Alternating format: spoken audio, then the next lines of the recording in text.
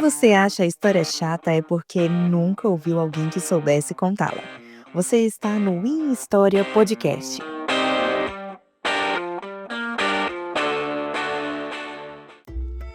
Fala pessoal, sejam muito bem-vindos e bem-vindas a mais um episódio do Conexão História Podcast. O seu espaço de conversa, troca e reflexão sobre temas históricos, teorias, fontes e tudo que mexe com a nossa cabeça acadêmica. Aqui quem fala com vocês é o Daniel, historiador, professor e locutor deste programa. E hoje eu tenho a alegria de dividir o microfone com o meu parceiro de bancada, o Igor. Se apresenta aí. Olá a todos, sejam bem-vindos a mais um episódio. Eu sou Igor, graduando em História e locutor deste programa. Neste episódio, nós abordaremos um tema da história de nosso país, o dito descobrimento do Brasil. Para essa conversa, recebemos o professor doutor Marcelo de Souza Silva. O Marcelo é doutor em História pela UFRJ, mestre e graduado em História pela Unesp e desenvolve pesquisa na área de História do Brasil Colonial, Imperial, História Social do Crime, História Pública e Ensino de História. É professor da UFTM, foi meu professor e meu orientador de TCC e apresentador também do Fronteiras no Tempo, um podcast de história, que aborda diversos temas variados de história no modo geral. Professor Marcelo, é muito bom tê-lo aqui conosco. Seja muito bem-vindo ao nosso podcast. Olá a todos, todas. Muito obrigado, Daniel e Igor, por me convidar a participar do seu podcast. Para mim é um prazer, uma honra e estou muito feliz porque nós vamos poder fazer aqui hoje o que eu mais gosto de fazer, que é discutir história, especialmente história do Brasil. Tenho certeza que vamos ter um papo bem legal aí que os ouvintes vão curtir bastante. Marcelo, para a gente iniciar esse episódio intitulado de Uma Terra Chamada Brasil, eu gostaria de propor uma provocação. Bom, a historiadora Lilia Schwartz e a Heloísa Starling, no livro delas O Brasil, uma biografia, elas mencionam cartas de corso do século XIV, o qual já faziam referência a uma terra chamada O Brasil. Com base nisso, podemos questionar: essas menções indicam uma precoce da existência do território ou revelam um imaginário europeu sobre terras desconhecidas, mesmo antes das grandes navegações? Seria já no século XIII ou século XIV algum conhecimento, mesmo que vago ou até de mitos ou lendas, sobre o que seria o Brasil? É uma grande questão para muita gente, essa coisa de quando é que nasceu, de onde é que veio, se as pessoas já sabiam, esse mito de origem, ele foi por muito tempo importante para a historiografia, para as pessoas interessadas pela história do Brasil, né, de saber aquela questão. Será que os portugueses já sabiam que existiam essas terras? Será que os europeus já sabiam que existiam essas terras? Né? É difícil a gente precisar com toda certeza se era um conhecimento divulgado, né? Mas é fato que eram as terras do Oriente, as terras do Ocidente, né? Que são as Américas, apesar de serem sido visitadas por diversos povos durante os séculos, por povos africanos, existem possibilidades de povos que vieram do Oriente, da Polinésia, vikings, né? Muita gente passou por aqui. E isso pode ter fomentado uma série de mitos, ideias sobre o mundo, mas no século XIV, no século XV, eram especulações muito vagas. A discussão era sobre o tamanho da Terra, né? Eles falavam muito sobre o Orbis Terrarum, né? Que seria então a junção da África, Ásia e Europa. E se discutir, então, qual seria o tamanho da Terra, especificamente, para em que houvesse um encontro entre o Oriente e o Ocidente, né? Aquela discussão que o Cristóvão Colombo entrou para poder financiar a sua viagem para as Índias, navegando para o Ocidente. Agora, sobre o Brasil, existem algumas lendas, né? Alguns povos que falavam sobre essa ilha fantasiosa, essa terra muito rica, né?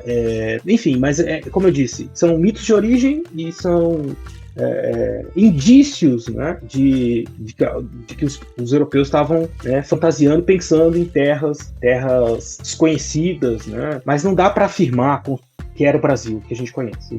Antes das navegações, né, eles não tinham certeza sobre a existência de terras aqui, tá? Não. E mesmo depois, viu? Mesmo depois que os portugueses chegaram, os espanhóis chegaram em 1492, os portugueses chegaram poucos anos depois, passaram por aqui, em 1898, e tem o Tratado de Tordesilhas, em 1494. Mas a certeza de que isso aqui era um continente demorou umas décadas para se consolidar.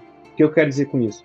Vocês devem estar ouvindo e pensando assim, mas eles chegaram aqui, viram que tinha um monte de terra, só podia ser um continente. Mas eu costumo falar para meus alunos, imagina que você está vindo de um barquinho, porque a caravela era um barquinho pequenininho, né, do tamanho de um ônibus, uma coisa bizarra. Tem que ter coragem, né, para entrar num negócio desse, um negocinho de madeira que vai navegar por desconhecido. E aí eles vinham e chegavam, então você imagina a situação de você chegar nesse barquinho e ver um monte de terra, né, é difícil a gente ter essa percepção do tamanho da Terra. Você pode chegar numa ilha e parecer um continente. Você não consegue enxergar o final. Precisa mapear tudo aquilo. Então demorou algumas décadas para os europeus mapearem tudo isso e efetivamente aceitarem que aquele seria um novo continente. Então isso vale para as Américas, isso vale para o Brasil. Apesar de algumas especulações aleatórias e alguns mitos que vão se misturando e depois as pessoas leem esses documentos e falam, já estavam sabendo, já estavam pensando. Mas é muito difícil a gente afirmar que a pessoa naquele momento não estava misturando um pouco de mito, um pouco de fantasia com, vamos dizer, as palavras de hoje em dia, um chute, né? Então tem alguma coisa, né? Mas o Brasil, como a gente conhece, ele vai surgir realmente só com a chegada dos portugueses. Ele vai começar a surgir com a chegada dos portugueses no século XV, século XVI. Baseado nessa pergunta respondida pelo Marcelo, a gente pode começar a avançar um pouco, pensar agora realmente na ideia do tal do bendito descobrimento. Aí, em 22 de abril de 1500, com a chegada do Pedro Álvares Cabral, a sua tropa de navios que aparcaram no território brasileiro, né? Que eu creio que as pessoas pensam no imaginário que só foi um barquinho que chegou ali. Todos os documentos históricos que a gente tem elucidam isso, né? Que eram mais ou menos uns 13 caravelas. Ele é um marco fundador e que está presente dentro do nosso ensino de história, né? Do ensinar história como um discurso de heroísmo, trazendo uma harmonia simbólica nesse processo. E a gente ainda usa essa palavra descobrimento ainda com muito problema, né? Mas como você vê, sabendo que as terras não eram desabitadas, o uso dessa expressão para criar-se essa identidade de descobrimento, de realmente dar um sentido de algo fundador. Assim como essas cartas anteriores à chegada dos portugueses e também a discussão sobre descobrimento, as pessoas têm uma curiosidade muito grande sobre isso, né? Então, eles chegaram aqui, eram terras desconhecidas, então eles descobriram. E uma primeira discussão que é feita é essa, né? Lembrando a pergunta do Igor. Então, eles descobriram ou já sabiam que existia? Então, essa é uma controvérsia anterior às grandes navegações, né? Qual era o conhecimento que os europeus tinham acerca do mundo? Como eu disse, eles estavam começando a navegar por algumas regiões do mundo, eles tinham alguns conhecimentos vagos sobre o Oriente, sobre África, e tudo isso foi sendo transformado ao longo do tempo. Mesma coisa para as Américas, como eu disse também, algo que foi sendo colocado à medida que eles iam, foi sendo repensado à medida que eles iam navegando pela costa americana. Com relação ao Brasil, né, a ideia de descobrimento, ela passa pela mesma discussão da ideia de descobrimento da América, né?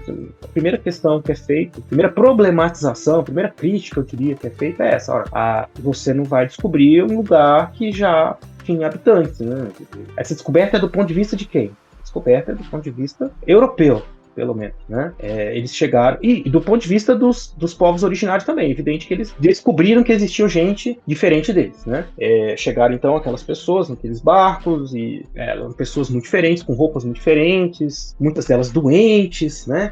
O Ailton Krenak tem uma fala muito interessante, que ele diz assim: olha, não fosse a ajuda, não fosse a colaboração não no sentido de subserviência, mas assim, a ajuda ativa dos povos que receberam os portugueses, que eles viram aquelas pessoas chegando doentes e maltrapilhas, e aí eles acolheram essas pessoas, deram comida, cuidaram dessas pessoas que chegaram aqui, né, mesmo sendo pessoas desconhecidas, pelo menos nesses primeiros momentos em que eles estavam se conhecendo. Então há um contato entre eles, que é um contato nesse primeiro momento, né, de acolhimento, de reconhecimento de um e de outro. Mas essa história da viagem do Pedro Álvares Cabral, ela é cercada de outras um contexto, não é pequeno, mas é um contexto específico, né? O Pedro Álvares Cabral foi mandado para o Oriente refazer uma viagem, né? Descobrir um caminho para o Oriente, passando pela África, e que ele pudesse, né, refazer o caminho dando a volta pelo Cabo da Boa Esperança, e consolidar Portugal como dono desse caminho, dessa rota para o Oriente. E aí tem toda aquela ideia, mas aí teve um vento que levou ele para o Brasil. O que é mais provável, que é discutido pela historiografia hoje, é o quê? Que eles vieram navegando conscientemente para cá, porque eles tinham alguma notícia de possibilidade de terra. Bom, vejam que o Tratado de Tordesilhas é anterior, né? Então não é que eles não tinham a menor noção, né? Alguma possibilidade de terras ou algum conhecimento de que aquelas terras poderiam estar presentes ali, mesmo que fossem terras espanholas já, eles tinham. Se a gente levar em consideração o descobrimento das Américas, né, as ilhas do Caribe, foi em 92, né? Foi anterior. E aí chegam 8 anos depois, então não tem muito nexo de dizer que não teve uma navegação mais consciente. Ainda mais que Portugal tinha escola de navegação. Essa ideia da escola de navegação também é uma grande polêmica na historiografia, se existiu ou não essa escola. O fato é que os portugueses tinham uma convivência com o mar muito antiga, no século XIII para XIV, eles viviam do mar, e aí eles já navegavam pela costa europeia, de sul, era um ponto de parada, né, do Mediterrâneo para o norte. Os europeus navegavam muito já nos seus mares internos, por necessidade, tá? Não é porque eles eram mais avançados, não, porque eles precisavam disso para sobreviver, né, para fazer comércio. Então existe todo também isso que você falou, Daniel, assim, do mito do herói, é que muitas vezes a gente coloca os navegadores como se fossem assim, nossa, desbravadores, heróis, maravilhosos e tal. De fato, eles tinham que juntar uma série de conhecimentos, recursos para fazer essas viagens. Essas viagens foram feitas porque eles precisavam disso para a sobrevivência dos seus estados, das suas nações, dos seus da sua atividade econômica, né? Então era uma questão realmente. A gente está falando de uma Europa que era uma província do mundo nesse momento. Em que sentido? Ela não era nem de perto algo comparado ao que a gente entende hoje como o Oriente Próximo, né? O que a gente chama, né, de Oriente Próximo, ou a região entre o Ocidente e o Oriente, que era um ponto de encontro de várias rotas comerciais, e que eram regiões, cidades cosmopolitas muito ricas, né, com grandes comerciantes e rotas que iam desde a África até a China, né? Então os europeus eles foram navegar, dando a volta na África para chegar no Oriente, para tentar participar desse comércio mais ativamente, né? Então é a necessidade que leva à criação dessas tecnologias. Pois muito bem, aí eles chegam, no dia dizendo Pedro Álvares Cabral, ele chega onde hoje é o Brasil, né, na região perto de Porto Seguro, e a ideia não era ficar ali. Então, Pedro Álvares Cabral foi mandado para descobrir o Brasil e tomar posse. Não, ele estava com outra missão. Mas ele veio, deixou umas pessoas aqui para fazer de intermediário. Por quê? Quando ele veio, tanto não era o objetivo, que ele não tinha como ele se estabelecer. Porque os portugueses já sabiam que se você chegar numa terra sem intermediários, ou seja, sem gente que sabe a língua do lugar, sem gente que conhece razoavelmente o lugar para fazer contato com os nativos, por assim dizer, era uma chance muito grande de dar errado, né? Então eles vieram sem intermediários, porque eles não conheciam ninguém aqui. Então, assim, vejam, aí a pergunta era sobre descobrimento. Descobriu, não descobriu? Eles podiam ter alguma ideia de que ia ter algumas terras ali, não sabia se ia ser uma ilha, se ia ser o que ia ser. Passaram por ali, né? As correntes levaram, então eles chegaram onde hoje é a Bahia, e lá estabeleceram um porto, um local, né, português, com alguns portugueses que ficaram para fazer contato com os nativos, mas não eles foram embora. Justamente por isso, eles não tinham condições de ficar muito tempo ali. Pegaram os suprimentos e foram embora, porque eles precisavam cumprir a missão. Também não podiam, sabiam que ficar ali, por mais que pudesse parecer, no primeiro momento, desse acolhimento, algo benéfico, não era algo que eles, no longo prazo, iam conseguir se aproveitar, justamente porque eles não tinham como fazer negócios com quem era dono da terra. Então, não é essa coisa de que chegar e falar, bom, isso aqui pertence a Portugal, acabou. Eles sabiam que existiam aquelas pessoas que estavam ali, eles precisavam convencer aquelas pessoas a fazer parte do Império Português, a entrar, né, a obedecer, né, de alguma forma, até porque pelo uso da força diretamente não ia dar certo, não naquele momento. Então, aí entram outras questões mais do presente. Hoje em dia a gente não fala muito de descobrimento, por conta dessa controvérsia toda que eu falei, e também muita gente vai falar sobre a invasão, né, o início da invasão do ponto de vista indígena. É o momento, então, que os portugueses começam um processo que teve como consequências para os povos originários consequências muito ruins, né? Porque eles por mais que tenham feito parte do processo, eles acabaram sendo a parte que foi dizimada, né, numa série de guerras que continuam até hoje. Então, é nesse sentido que a gente fala de descobrimento, não fala. Quando for falar, você quer falar sobre descobrimento, você quer falar sobre invasão, todas essas palavras que você for usar, nenhuma delas é proibida, né? Não existe isso na história. Mas o que existe na história? São métodos. Quando você vai falar sobre isso, você precisa problematizar isso, você precisa explicar o que você está querendo dizer quando você fala de descobrimento, quando você fala de invasão, quando você fala de processo de colonização, entendeu? Então, essas palavras, elas importam, mas do ponto de vista da história como ciência, elas importam na medida em que a gente faz a análise crítica do que significa tudo isso. Tá? Então, eu, por exemplo, nas minhas aulas de história que eu dou aqui nos colégios, né, quando eu vou abordar a respeito do tema sobre as grandes navegações especificamente, a gente sempre começa, né, ele já tem uma ideia a respeito da questão das navegações, porque a gente tá falando de um renascimento na Europa, um renascimento comercial, onde tem uma interação muito grande entre a Europa e a Ásia nesse sentido. Eles já ficam assim, mas pessoal, é descobrimento? Como? É por isso que eu prefiro até mesmo às vezes usar outra expressão. Não descobrimento, não invasão, problematiza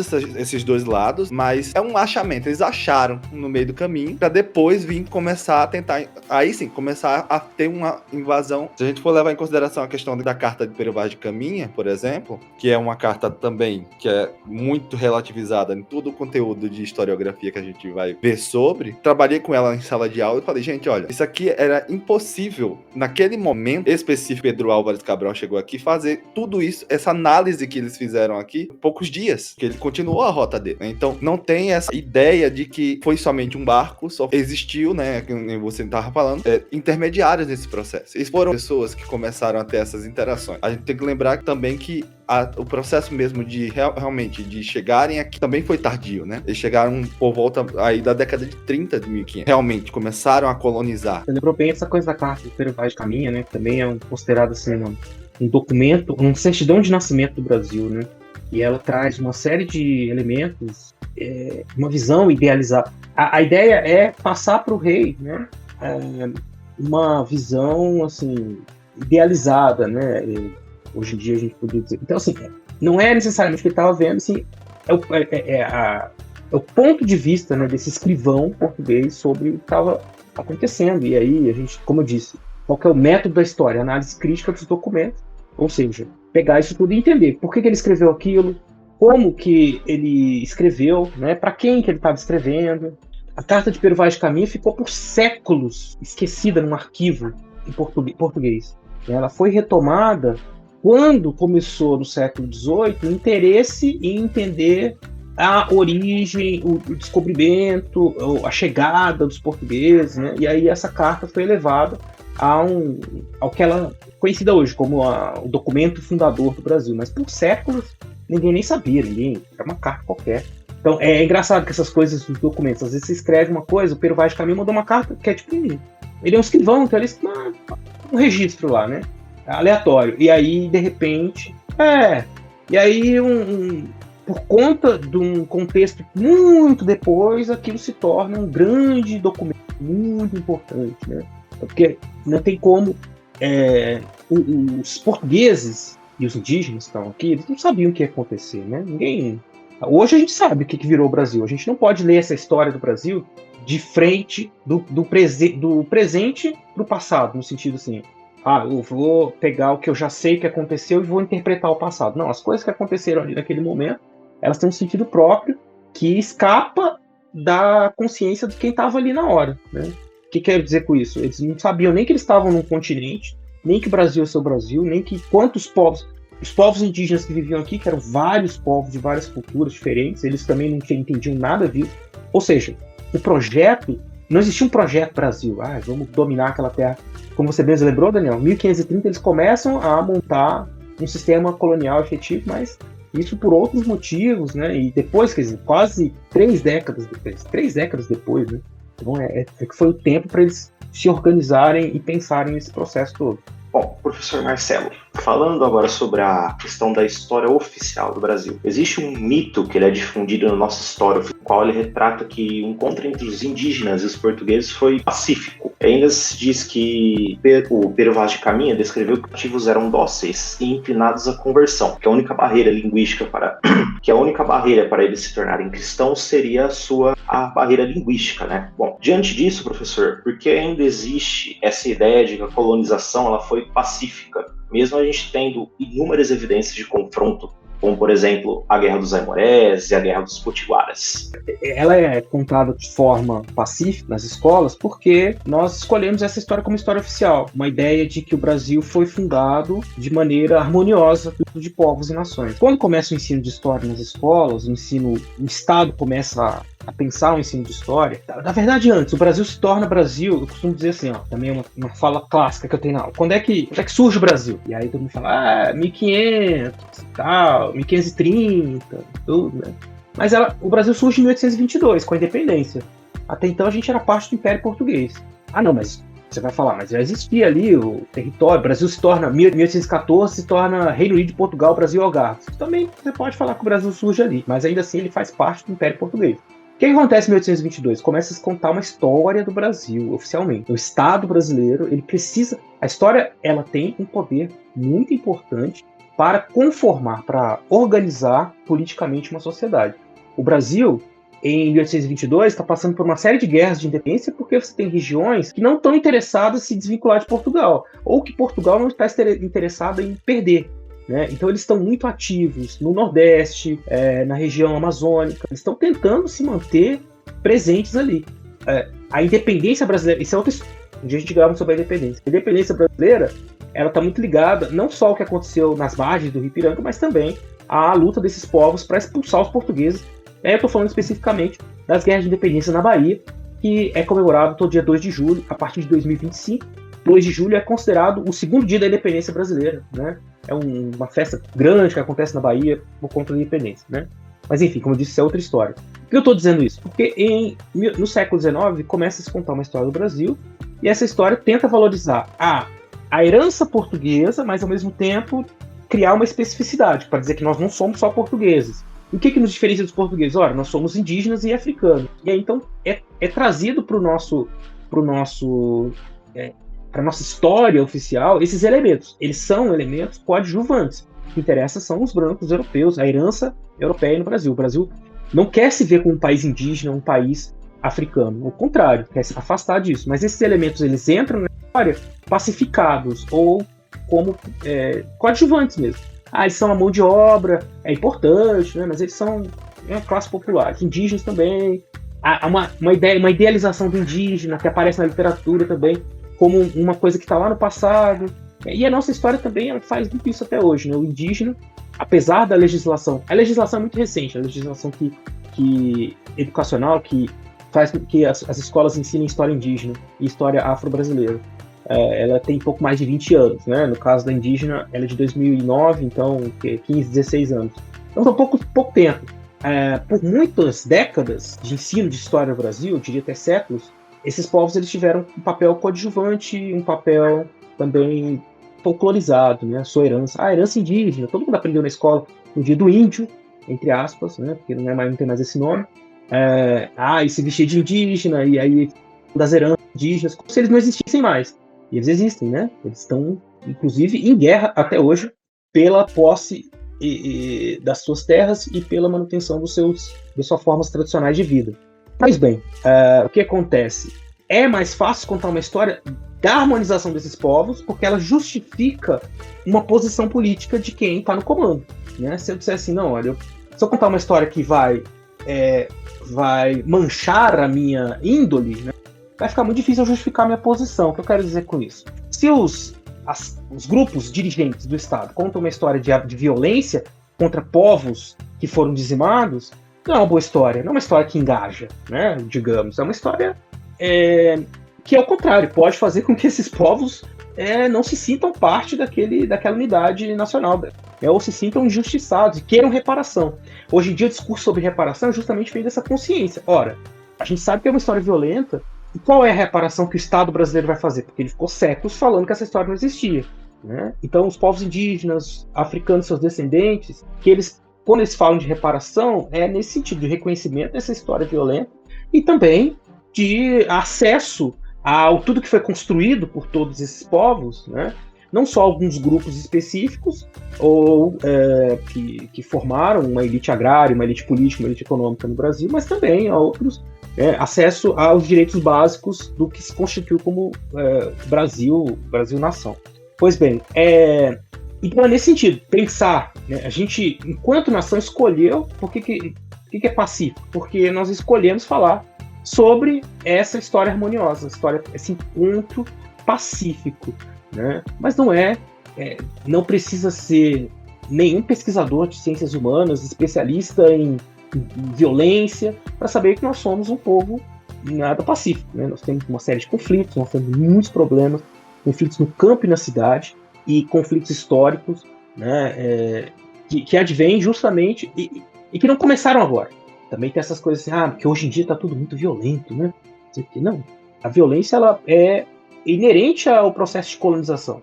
Nós nos tornamos independentes, mas a violência do processo de colonização continuou. Basta a gente ver as legislações indigenistas do século XIX, que basicamente pregavam a assimilação dos indígenas ou então a sua dizimação, né? Eles eram um imposto, um obstáculo para o progresso. Isso aconteceu no século XX também.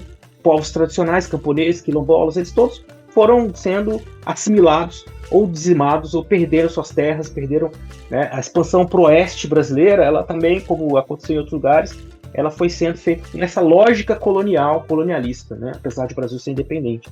Esses povos continuaram sendo massacrados, infelizmente. Então é isso, falar desse encontro pacífico tem a ver com essa maneira como a gente escolheu contar a história. Mas o ponto é que como eu disse, não foi pacífico, né? Ao contrário, ela foi muito violenta, apesar de existirem momentos de conciliação, por assim dizer, em que os interesses indígenas, os interesses dos portugueses convergiam, né? Para os indígenas, por exemplo, a questão da catequização. Em algum momento, para alguns povos, era interessante catequizar, né? Se cristianizar e fazer parte daquela comunidade, né? De um ponto de vista cultural, para os portugueses era muito mais difícil aceitar uma cultura estrangeira, no sentido de, eu vou viver aqui como esse povo vive, apesar de que eles viviam, né? Eles tiveram que aprender a comer, a viver no Brasil. Mas cristãos, essa coisa do cristianismo para eles era muito fundamental. Para os indígenas isso era mais fácil porque vários desses povos já conviviam num ambiente cultural de muitas trocas. Então, a chegada dos portugueses para eles era mais um elemento, né? E que eles podiam trazer como algo culturalmente para eles pareceria vantajoso, né? Então, em algumas situações, isso, né? Não vale para todos. É lógico que a imposição do cristianismo, de maneira geral, ela acaba sendo deletéria, no sentido que ela visa apagar todos os elementos daquele povo da cultura que aquele povo vivia. Tudo que não era cristão era coisa do demônio, então existiam todas essas questões.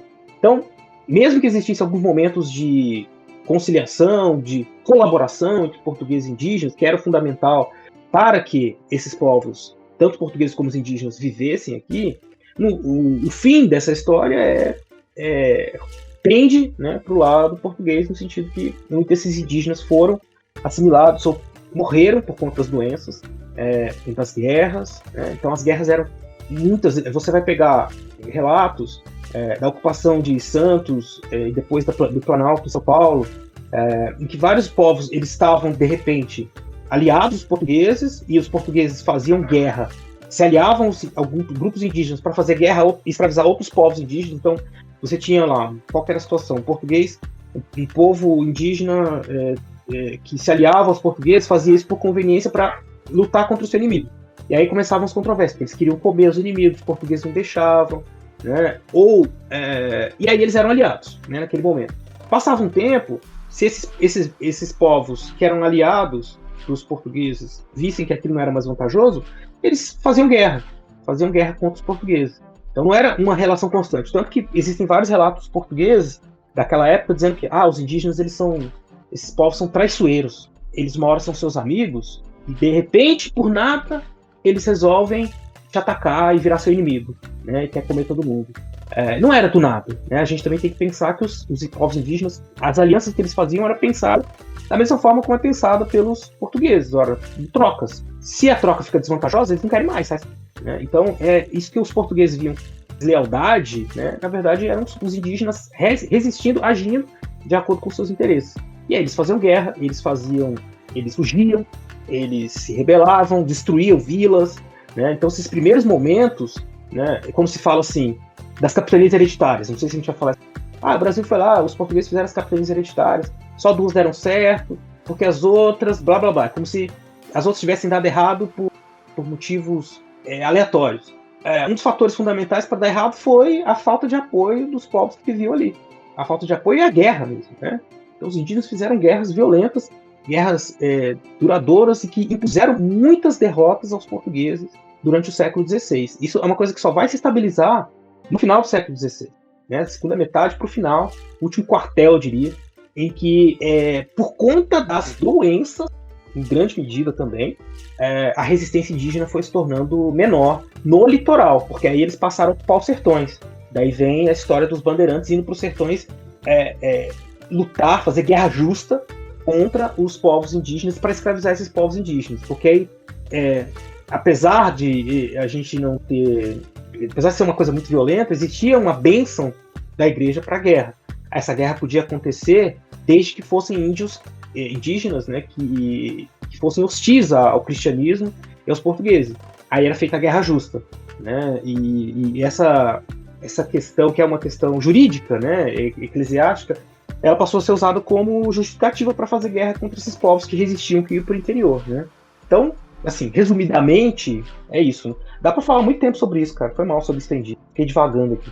Não preocupa não, mas falou a respeito de um fragmento de coisa e a gente começou aqui a pensar em outras perguntas já e tudo mais. E me lembrei de Marquês de Pombal, né, que desempenhou um papel significativo dentro da história do Brasil, em especial da colonização, sobretudo por meio das suas políticas que contribuíram diretamente para a desconstrução de línguas e culturas indígenas, especialmente na segunda metade do século XVIII. E considerando essa atuação como um dos fatores principais do apagamento dessas culturas, no contexto colonial português, como você enxerga dentro do ensino de história os caminhos possíveis para uma retomada dessa conexão com essas histórias indígenas? E, de modo prático, quais estratégias você acredita que seriam eficazes para tentar valorizar mais esses saberes e essas trajetórias que foram historicamente marginalizados? Assim como a história dos povos africanos, a história e as culturas indígenas, elas foram sendo assimiladas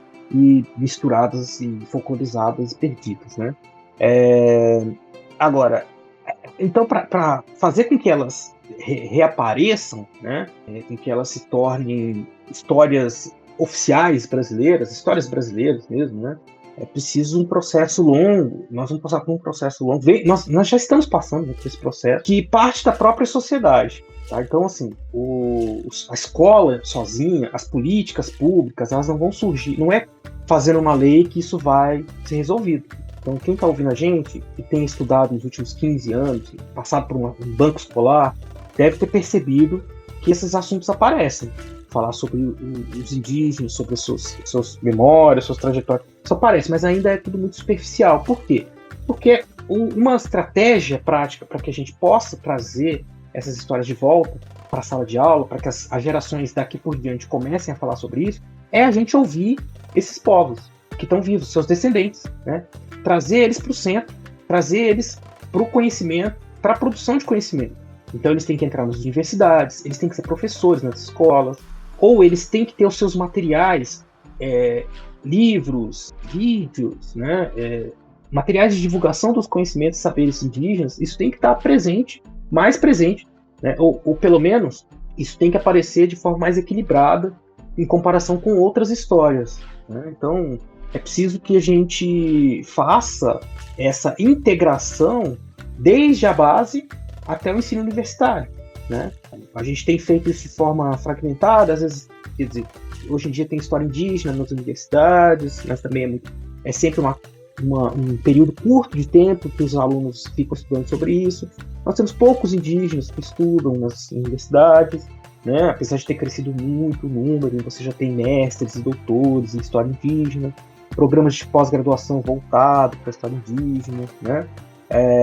Mas é isso, a gente precisa... Então, é um processo que a gente está vivendo, que envolve trazer esses saberes dos descendentes. Porque lá no século XVIII, quando o Pombal ele cria ele expulsa a Companhia de Jesus, tem uma história, né, você trouxe assim você deixou assim uma dica aí de uma história que também dá um outro episódio inteiro, que são as reformas pombalinas, né?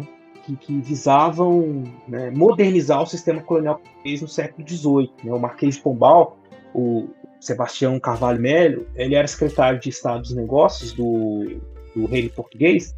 Aí a gente está falando da segunda metade do século XVIII, 1550 a 1570, quase 1580. E ele, dentre as várias reformas que ele fez, uma delas estava ligada à expulsão dos jesuítas, né? Porque ele queria retirar a grande influência e o poder que os jesuítas tinham sobre os povos indígenas, né? Então esse processo de apagamento e assimilação forçada dos indígenas, transformando eles em vassalos da coroa, né, sem influência direta da igreja, ela culminou nesse processo de aculturação, né? Ele tinha uma ideia de civilizar esses povos, de fazer com que eles deixassem de ser bárbaros, né? Se tornassem então bons súditos do Império. E aí já um pouco influenciado pelo um pensamento anticlerical do século XVIII, é por isso que eles acabam expulsando os europeus, os jesuítas, né? Mas não é só por isso, é porque os jesuítas também eram uma companhia muito rica, eles eram donos de vários engenhos, terras, eram muito ricos. E isso competia com o poder português, considerando que os jesuítas eles não estavam dentro da esfera de poder português.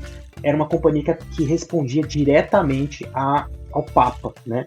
Então a expulsão dos jesuítas também envolve esse componente geopolítico, eu diria.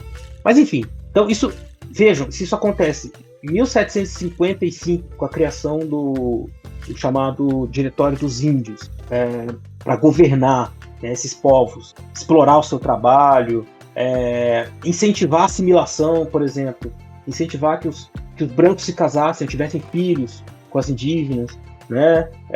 Que as indígenas, que esses seus descendentes se misturassem, então assimilação mesmo, né? Então isso vem desde o século XVIII, são 200 anos ou mais, né? Em que isso essa história foi sendo apagada. Esses povos continuaram existindo, mas a sua presença foi sendo cada vez mais diminuída nos registros oficiais, tanto que você vai ter gente no século XIX que não vai conseguir enxergar onde estavam os povos indígenas. Vão dizer que os indígenas estavam só nas regiões do interior, né? Nas florestas. Não, esses povos, por mais que, hoje em dia a leitura que a gente faz, por mais que eles tenham sido assimilados, eles continuavam sendo indígenas que foram assimilados, que perderam a sua cultura, mas que estão ali ainda presentes, né? Eles eram mestiços, muitas vezes. Então é isso, é uma estratégia, por conta dessa história longa, né, que começa lá com o Pombal, mas que vem, na verdade, de antes, né, do processo de colonização como um todo, a gente não vai conseguir mudar isso na educação tão rápido, porque é preciso produzir mais conhecimento, é preciso ouvir mais esses povos, ouvir no sentido ativo, né, não só de ir lá e colocar eles para falar como se fosse um fantoche, né, mas de dar espaço protagonista, espaço de protagonismo para essas pessoas na construção da história do Brasil. Eu acho que em relação a esses encaminhamentos, a antropologia ela tem ganhado um espaço muito significativo em relação a esse processo, principalmente de escuta, né, de entendimento da cultura. Talvez, eu acho que uma das coisas que a gente tem na história, apesar da gente ir beber em outras fontes, vamos usar essa expressão, mas a gente comunga bem pouco, né, com essas fontes, com essas outras áreas do conhecimento. A gente vai quando precisa realmente de algum conceito, entender alguma coisa desse tipo, mas não realmente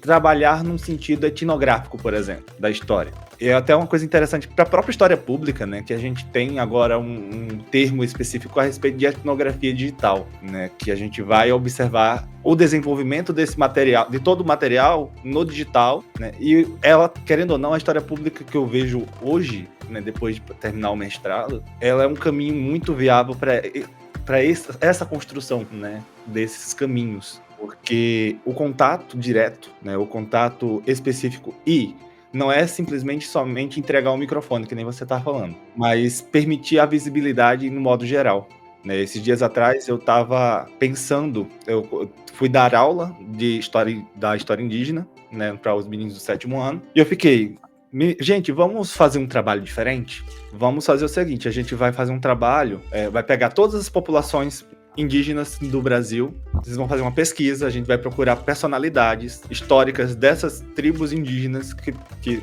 se tem. A gente vai construir um roteiro que vocês vão apresentar falando verbalmente, a gente vai gravar a voz de vocês como se vocês fossem os povos indígenas, para vocês começarem a ter uma noção diferente de como é ser um povo indígena no Brasil. Tentar a empatia, né? Colocar no lugar do outro nesse processo. Porque não é fácil você aceitar que alguém entrou na tua casa, te arrancou da tua casa e bagunçou a tua casa inteira e você não tem direito de dar nenhuma palavra, né? Que basicamente a gente pode observar essa analogia com os portugueses fizeram aqui. Porque, querendo ou não, era a casa deles, né? A casa dos povos indígenas. E muitos foram dizimados. Você falou aí a respeito das capitanias hereditárias, por exemplo. A capitania hereditária lá de Pernambuco, por exemplo, deu certo por quê? Porque exterminaram a nação Caeté. Exterminaram a nação Caeté que estava lá. Por isso que deu tão certo. Tem toda razão, Daniel. É isso. A gente construiu uma nova história que ouça essas populações, né? E aí o caminho colocado pela antropologia, depois pela história oral, depois pela que a gente chama de história pública, é um caminho válido, muito importante, porque ela vai dar essa voz ativa, né, para esses povos. E aí isso vai ser fundamental para a gente construir uma outra leitura sobre a história do Brasil. E aí tem gente que pode ouvir isso e pensar, mas então, qual que é o sentido disso? Para que isso e tal? Fundamentalmente serve para que a gente possa viver numa nação com uma cidadania mais plena e que as pessoas tenham direitos, né, e usufruam desses direitos, não fiquem só no papel, né? Então, a história é um elemento que vai garantir para que essas pessoas tenham uma qualidade de vida melhor. Assim, porque elas vão ter mais poder, elas vão ter mais papel, mais possibilidades, né? É lógico que não vai salvar a nação, mas é um caminho para que a gente tenha um Estado, uma nação mais igualitária, mais justa, eu diria. Mais justa, acho que é uma questão de justiça, que não é pedir demais, né? Aliás, é até pedir de menos. Mas, bom, Marcelo, mudando um pouco a questão, agora falando sobre a Igreja Católica. Os portugueses, quando eles chegaram ao Brasil, eles trouxeram junto com eles a instituição, né, a Igreja Católica, que é uma instituição muito fundamental durante o dito descobrimento e até a colonização do Brasil. Tanto que uma das primeiras coisas que a gente tem feita no Brasil é a realização de uma missa, em 26 de abril de 1500. Mas, professor, qual foi, afinal, o papel da Igreja Católica durante o processo de colonização do Brasil? O papel da Igreja Católica foi fundamental, né? A começar pelo fato de que havia todo o processo de expansão marítima e de colonização durante o século XVI, ele tem uma motivação religiosa muito grande, né? Existia no reino português a ideia do padroado, né? Padroado régio, ou seja, o Papa concedia o poder ao monarca português, aos monarcas ingleses, né? Isso garantia direitos e deveres da coroa portuguesa com relação à igreja nos seus territórios, né? Então, o Papa legitimava, de um ponto de vista moral e religioso, o processo de conquista e colonização daquelas terras, né? Dava ao rei o controle sobre a administração da igreja, né, no seu reino. Ele era um representante do Papa. E, em troca, a coroa portuguesa ela faria o processo de evangelização, né? Ela promoveria... Então, o que eu quero dizer com isso aqui, o processo de colonização, ele envolve o processo de evangelização. Uma coisa não está separada da outra. Então, a igreja é uma das instituições de Estado que foi colocada a serviço do processo de dominação, de colonização dessas terras. Não existe colonização sem evangelização, que ela serve, nesse sentido, então, como uma justificativa moral, religiosa, mas também como uma forma de controle, no sentido de que vai fazer com que aquelas pessoas elas sigam uma série de normas e regras próprias da religiosidade cristã católica, né? Lembrando que já não existiam só os católicos, tinha os protestantes também no século XVI, e que vão garantir aos portugueses o controle sobre os povos que ali viviam, né? O direito, inclusive, como eu disse há pouco, de fazer guerra contra aqueles que não aceitassem o processo de catequização, né? Então, isso era um mecanismo. A religião católica, cristã católica, ela foi, então, um dos elementos fundamentais nesse processo. Então, além disso, né, a igreja começou também a participar, né, ativamente, não diria além disso, junto a isso, a igreja participa ativamente do processo de colonização com a vinda das ordens religiosas para cá, várias delas, como a Companhia de Jesus, que eu disse para vocês, que foi fundada em 1549, e que trazia para o país, né, para o país não, que não existia, para essa região da América Portuguesa, esse objetivo de catequizar, né? Eles não estavam, jesuítas, vocês não sabem, eu estou falando agora, estiveram presentes em várias regiões do mundo, foram uma ordem religiosa muito importante, porque eles documentaram, elas são muito importantes para a gente da história, porque eles documentaram tudo o que eles encontravam. Eles eram como se fossem os antropólogos da época, né? Tudo que eles encontravam, eles escreviam sobre o que eles estavam vendo, né? Mesmo com todos aqueles filtros cristãos que mostravam assim, um certo preconceito contra o que eles não entendiam, mas eles registraram tudo. Então esses documentos, cartas dos jesuítas, são uma das fontes históricas mais importantes para conhecer aquele momento inicial da colonização do século XVI. Então, você tem... E também para a formação de um processo educativo. Então, por isso que a educação jesuíta, você vai estudar a história da educação, você estuda os jesuítas, porque eles fundaram colégios, né, nas colônias, universidades, no Brasil não, mas colégios, universidades e outras regiões, em que eles aplicavam um método de ensino baseado na maneira como eles viram ser assim, mais eficaz para conquistar, para catequizar aquelas pessoas, né, os indígenas que aqui viviam. Eles viam assim, pegar o Anchieta, por exemplo, José de Anchieta, que é muito conhecido, ele escreveu várias vezes que, quer dizer, ensinar um indígena a rezar um Pai Nosso, a fazer um sinal da cruz, botar uma roupa nele, isso não vai conquistá-lo, né? Ele não vai virar cristão por isso. Então ele falava, a gente precisa encontrar formas de conquistar os corações desses povos. E aí que eles começam, então, a criar formas de se aproximar. Aí eles vão conhecer a cultura desses povos e adaptar elementos dessa cultura para o cristianismo, cristianizá-los, né?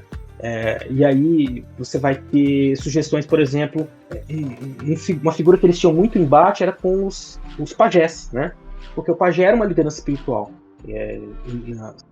nas aldeias. E aí eles muitas vezes desqualificavam a força dos pajés, né? Mas imitavam, né, tentavam substituir imitando ou oferecendo os mesmos serviços que os pajés ofereciam. Para quê? Para que eles tomassem lugar, colocassem valores cristãos naquelas práticas que os indígenas já estavam acostumados, né? Isso é só um exemplo, porque aconteceu em vários campos da vida, né, dos povos indígenas. E assim, é lógico, é um processo que a gente vê como uma imposição aos indígenas e não tinham escolha.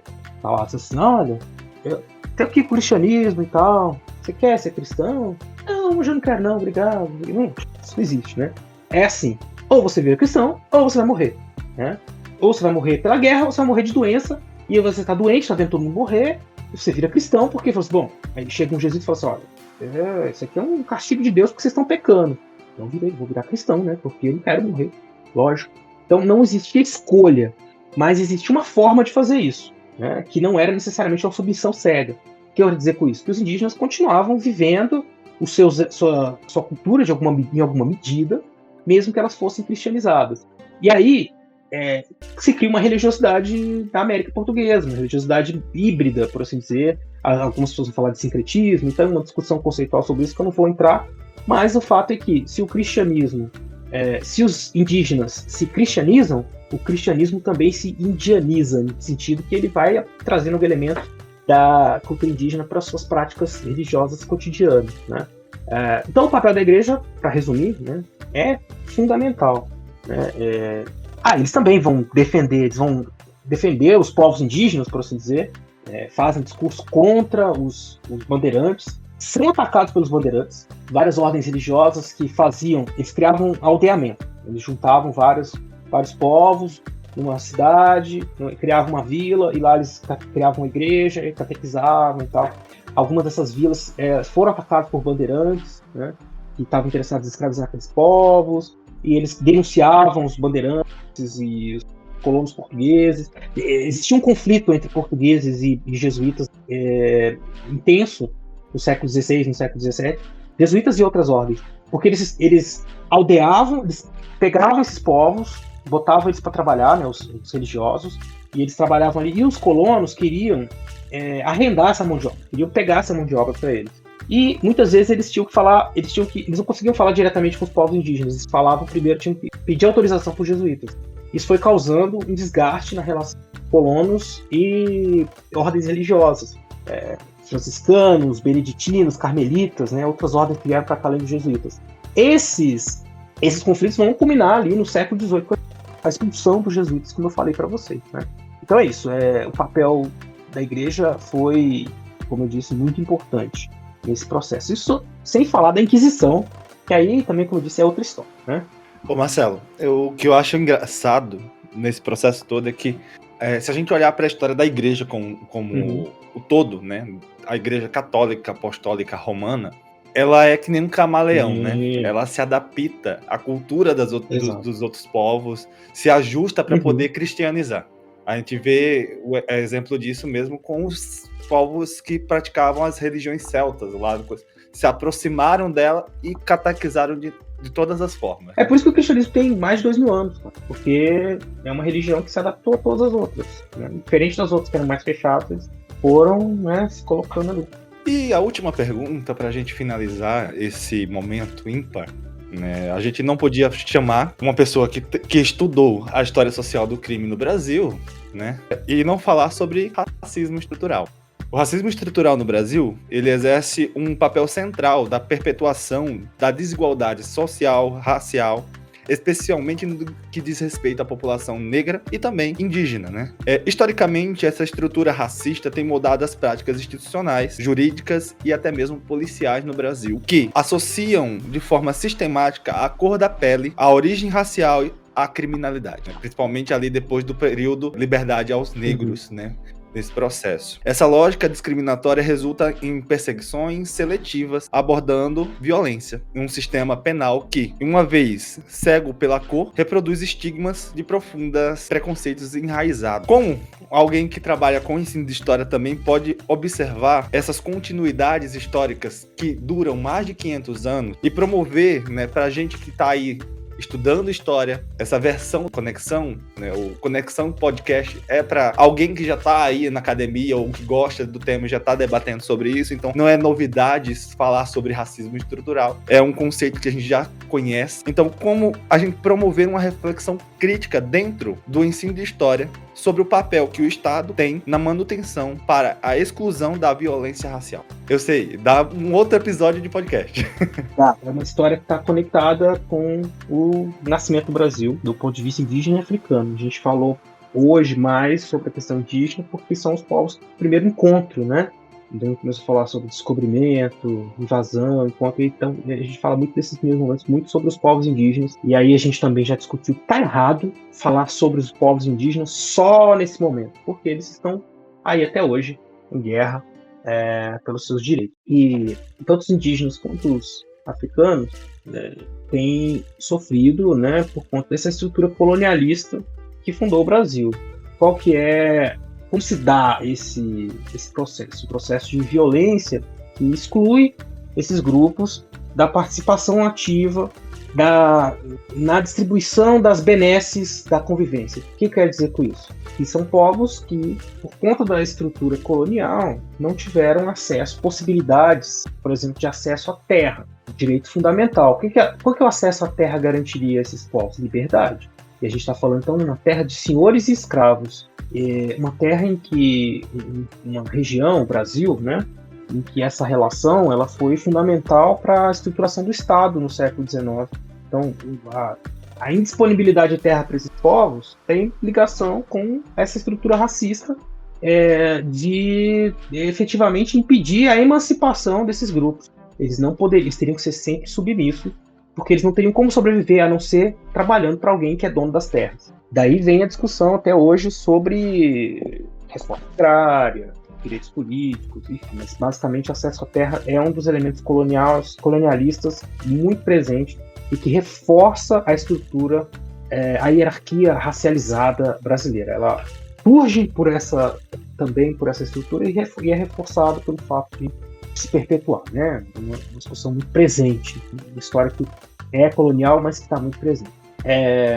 O racismo estrutural, então você não vou explicar especificamente o que ele significa, porque, como você mesmo disse, Daniel, a gente já tem uma série de questões sobre isso, mas é interessante a gente historicizar, já que a gente está falando de história, pensar como é que surge, como é que esse elemento se torna elemento fundante. Uma primeira questão é a gente entender que o conceito de raça, como a gente conhece hoje, ele não é natural, né? Não é da natureza. Tipo, as pessoas se viam como diferentes e a humanidade sempre se viu como tem várias raças, né? Não, isso é um conceito que foi sendo gestado, formado durante os séculos XVII, XVIII, que se consolida no século XIX, na chamada ciência do século XIX, ciências naturais, né? Que tentam explicar a humanidade a partir das diferenças fenotípicas, né? Então a cor da pele é um elemento. A cor da pele já era um elemento discriminatório, no século XIX isso ganha uma justificativa científica para dizer então que você tinha povos que pela sua aparência eles seriam então mais adeptos a uma coisa do que outra. E aí se junta isso à discussão evolucionista, né, dos cientistas das ciências naturais, especialmente o Darwin, que desemboca no darwinismo chamado darwinismo social, que é então essas hierarquias. Pois bem, antes de existir essa concepção de racismo, a justificativa para a dominação era, como eu disse, religiosa. Os indígenas eram escravizados porque... qual que era a discussão? Os portugueses encontraram aquelas pessoas, eles sabiam que eles eram gente, né? Por mais que eles vissem eles como inferiores ou passivos de dominação, próprios indígenas não deixavam isso viver na prática, né? Se consolidar. Que sentido? Eles resistiam, a gente já falou. Eles guerreavam, resistiam, faziam acordos, por aí vai. O que justifica, então, que os portugueses escravizassem essas pessoas, indígenas e africanos? Questão religiosa. Eles não são cristãos. Quem não é cristão pode ser escravizado. Quem é infiel pode ser escravizado. No sentido que, então, por isso que a guerra é justa. Aceitou a cristianização? Parabéns. Você vai ser trabalhador cristão. Não aceitou? Guerra. Com algumas regiões da África, a mesma coisa. Muitos africanos foram convenientemente confundidos com muçulmanos. Alguns eram muçulmanos na costa ocidental da África, mas outros não. Com o passar do tempo, essa ideia do africano como infiel foi sendo propagado, inclusive por religiosos. Você tinha religiosos que defendiam que era proibido escravizar os indígenas, e de fato a coroa portuguesa proibiu a escravização dos indígenas que aceitassem o cristianismo, que ela continua acontecendo na prática. Mas, ao mesmo tempo que defendia os indígenas, justificava a escravidão dos africanos porque eles seriam infiéis, né? E o único jeito de salvar suas almas seria pela escravização. Pois bem, isso depois ganha um contorno racial, né? A gente começa a pensar, e essas pessoas que foram escravizadas, mesmo depois de libertas, porque o processo era muito dinâmico, no sentido que a pessoa era escravizada e não tinha uma grande expectativa de vida, mas ela trabalhava com a perspectiva de que ela fosse conseguir sua liberdade em algum momento, né? Isso ajudava a manter o sistema funcionando. Eram trabalhadores que, apesar de escravizados, eles eram escravizados e tentavam encontrar formas de sobreviver nesse sistema, sobreviver literalmente, né? Terminar um momento, conseguir a liberdade, seja fugindo, seja comprando, enfim. Mesmo depois de livres, as pessoas continuavam vivendo uma estrutura hierarquizada, racializada. Eles não tinham... A liberdade não garantia acesso aos direitos. Você tinha, durante o século XVII, XVIII, uma série de privilégios que eram garantidos só para quem era branco. Isso era um problema no Brasil porque existia muito mestiço, né? Mas, por exemplo, usar espadas, né, na cintura, um tipo de espadim, né, diferente, usar um certo tipo de roupa, usar calçados, usar umas fardas, tudo isso eram privilégios. E aí você tem, em algumas obras de história, resgate de documentos que eram enviados para o rei. As pessoas escreviam para o rei reclamando, olha, aqui tem uma negra que fica andando todo dia com saia, com colares, isso é horrível, porque isso é uma afronta aos nossos direitos de súdito e taratá. Não usava necessariamente direitos, né? Mas dizia que era, então, assim, reclamando do seu privilégio, ser daquele jeito. Então, essas pessoas, mesmo quando eram libertas, elas viviam, eram libertos não tinham os mesmos direitos, né? Isso não acontece só no Brasil, é uma estrutura que vai se tornar global, pelo menos no Ocidente, né? Ou nesse mundo que a gente chama de mundo atlântico, que é África, Américas e Europa. Isso se torna um fator de distinção social ou de desqualificação social, a cor da pele, né? A sua etnia, como a gente chama hoje em dia. E isso isso é naturalizado. Como eu disse, no século XIX se torna ciência, entre aspas. Hoje em dia a gente chama de pseudociência, porque a gente sabe que nós compartilhamos o mesmo DNA, enfim, somos todos da raça humana, a despeito das diferenças fenotípicas. Mas só uma coisa do século XIX. Mas, por mais que não existam raças biologicamente, essa estrutura que vem desde o século XVI, essa forma de organizar a sociedade que vem desde o século XVI, ela permanece. Então você tem um processo de racialização que no Ocidente ele se torna global. No Ocidente ele está ligado à questão dos povos africanos, indígenas, mas que ele se funde à própria formação global de um sistema de comércio global que viria a dar origem ao capitalismo no século XVIII. O capitalismo industrial, o capitalismo financeiro, que a gente conhece, né? Então, são coisas que estão fundidas. Os estados, eles se emancipam, tem revoluções burguesas, tá? As coisas todas vão se transformando, mas essa estrutura, isso que a gente chama de um racismo estrutural, essa estrutura que organiza a sociedade entre aqueles que podem ser explorados no sentido da sua força de trabalho, ou mesmo de serem dizimados, e aqueles que serão poupados disso, ou que vão usufruir das benesses disso, essa estrutura já está posta. E ela é feita basicamente nesse binômio brancos e negros, né? Mas não só isso. Hoje em dia o mundo é bem mais complexo que isso. E a gente vai ter outros povos que são racializados. Os povos palestinos, né? Palestinos estão passando por um processo que vem desde a segunda metade do século XVIII, século XX, colonização. A gente está vendo a colonização acontecer em tempo real, né? Que é isso. Controle, uma guerra sem fim, um processo de extermínio, né, e de controle de terras, uma coisa que é chocante, que é revoltante, mas que é, infelizmente, um elemento fundante da estrutura social, política e econômica global, pelo menos desde o início da Era Moderna, ou que foi se desenvolvendo durante a Era Moderna. Então, racismo, capitalismo, são elementos que se completam, que estão, né, fazem parte de um mesmo sistema. Então, nesse sentido, como é que a gente pensa uma superação, né, desses processos de exclusão, desses processos de transformação, de combate ao racismo? A educação é muito importante, a discussão, pesquisa, né, tudo isso são elementos fundamentais, com certeza, mas é preciso também pensar nesses elementos que compartilham com o racismo de uma estrutura que beneficia certos grupos, né? Nesse sentido, a gente não vai conseguir superar isso de fato enquanto esses sistemas de produção e de exploração continuarem vigentes, né? O que eu quero dizer com isso? É preciso superar o capitalismo para superar o racismo. Falou aí o professor comunista. Não é isso que eu estou dizendo, necessariamente, né? Mas a crítica ao racismo passa pela crítica ao capitalismo, né? É evidente que, como um sistema que se funda na desigualdade e que cria a ideia da supremacia branca, né? De que é um povo, então, quando eu falo supremacia branca, eu estou pensando não necessariamente a pessoas brancas embranquecidas, né? Enfim, gozam desses privilégios. Esse sistema político, ele cria uma série de elementos que justificam moralmente a exploração. Então, se a gente não fica indignado com o extermínio dos palestinos, é porque a gente se acostumou que eles são são passíveis do extermínio, né? É isso, eles são fracos, porque a vida é assim, né? Porque o mundo é assim. Então, esse processo de naturalização dessas relações desiguais, elas são fundamentais para a manutenção desse sistema global, né, de exploração do trabalho. Então, não sei se eu respondi sua pergunta, porque vai muito longe, mas é isso. Precisa pensar nesses elementos para pensar a história do Brasil, para colocar numa perspectiva transnacional o Brasil dentro desse cenário, desse palco em que estão acontecendo todas essas transformações, né?